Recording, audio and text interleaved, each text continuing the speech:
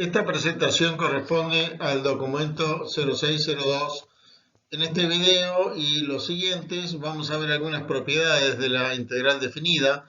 Demostraremos el teorema fundamental del cálculo integral que relaciona la integral con la derivada y a partir de él veremos la regla de Barrow que va a servirnos para calcular integrales. Y finalmente el teorema del valor medio del cálculo integral. Estas propiedades se pueden demostrar a partir de la definición. Dadas dos funciones f y g integrables en un intervalo, la propiedad A nos dice que la integral en un intervalo de una función es igual a la suma de las integrales en dos subintervalos que no se solapan y que unidos dan el intervalo original. La propiedad B nos dice que la integral de una suma de dos funciones es la suma de las integrales de ambas funciones en el mismo intervalo. La propiedad C nos dice que la integral de la función por una constante es igual a la misma constante por la integral de la función en el mismo intervalo. La propiedad D, o de monotonía, nos dice que si una función es mayor o igual que otra en todo un intervalo, entonces su integral en ese intervalo será mayor o igual a la integral de la menor en el mismo intervalo.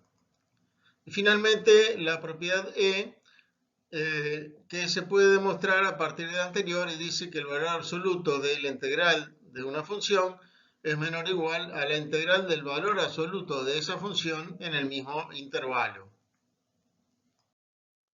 Vamos a ver un ejemplo de cómo utilizar estas propiedades. Si queremos calcular esta suma de integrales, como los intervalos 0,1 y 1,2 no se solapan y unidos dan el intervalo 0,2, entonces por la propiedad A, esa suma de integrales es igual a la integral en el intervalo completo 0,2 del mismo integrando. Y por la propiedad B, esto será igual a la a la suma de las integrales de 2x cuadrado y de 1, de ambas en el mismo intervalo 0,2. Entonces, usando la propiedad C, tenemos que la integral de 2x cuadrado es 2 veces la integral de x cuadrado. Pero sabemos que la integral de x cuadrado, que ya la vimos en la presentación anterior, entre 0 y 2 es igual a 2 al cubo sobre 3. Y por otro lado, la integral de 1 entre 0 y 2, como vimos la integral de una función constantes, nos da igual a 1 por el tamaño de intervalo 2 menos 0, o sea 2. Entonces nos queda esta suma con este resultado. Ahora vamos a ver unas definiciones que nos permiten generalizar un poco más el uso de la integral. Por un lado, se define la integral de a a b de una función como menos la integral de b a a de la misma función. O sea que al invertir el orden de los extremos del intervalo de integración, definimos que la integral cambia de signo. Por otro lado, la integral entre a y a, o sea, con un intervalo nulo, llamémosle, o sea, algo que no es un intervalo, la integral entre a y a de una función se define como 0. Estas dos definiciones nos permiten plantear integrales donde el límite inferior es mayor o igual al límite superior. Se puede demostrar que las propiedades vistas antes, la propiedad A, B y C anteriores, se cumplen también en estos casos en los cuales de A hasta B no es un intervalo porque A es mayor o es igual a B. En el caso de la última propiedad, la propiedad D, que nos daba, es la llamada propiedad monotonía, si B es menor que A, no se mantiene el signo de la desigualdad, sino que se invierte el signo de la desigualdad. O sea que la integral, cuando B es menor que A, la integral de la función mayor es menor que la integral de la función menor. Estas integrales nos van a permitir integrar hacia atrás, permitiendo calcular, por ejemplo, trabajo de fuerza donde la coordenada de la posición final es menor que la coordenada de la posición inicial. Vamos a entrar ahora a ver qué relación hay entre la integral y la derivada. Nos dio mucho trabajo demostrar en su momento que la integral de x cuadrado entre 0 y b era igual a b al cubo sobre 3. Y podemos ver entonces que en este caso la derivada respecto a b, que es el extremo superior del intervalo, de x cuadrado nos da igual a b cuadrado.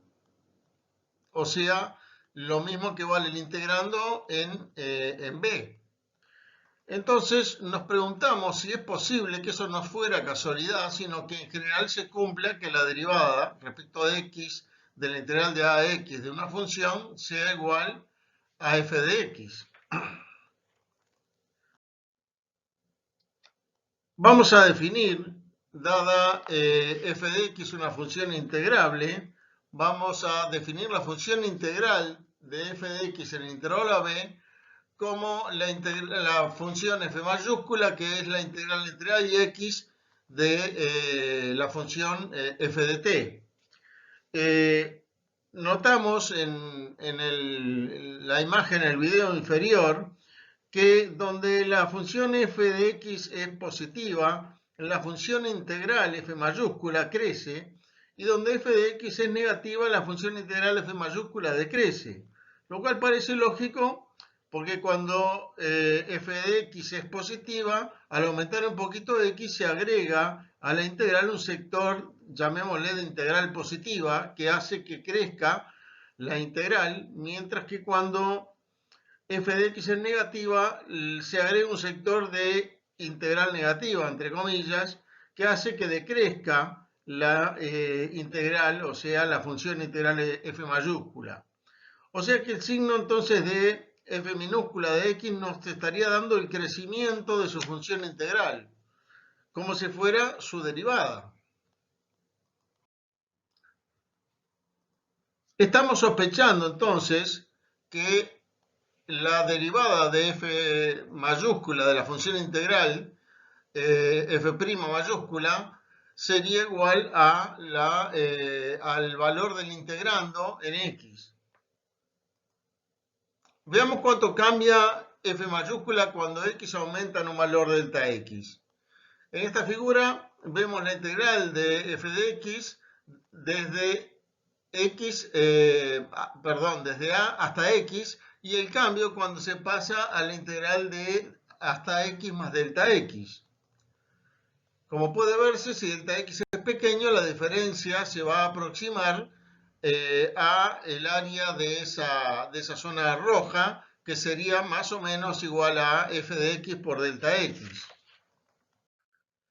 Como esta diferencia es igual a la diferencia entre la función integral en x más delta x y la función integral en x, porque esto sería aplicando la propiedad A que vimos antes, entonces f de x más delta x menos f de x, me refiero a f mayúscula en x más delta x menos f mayúscula en x, es aproximadamente igual a f minúscula en x por delta x, y entonces dividiendo por delta x nos da esta igualdad que vemos acá, que vendría a ser algo así como el cociente incremental de la función integral, aproximadamente igual al valor del integrando.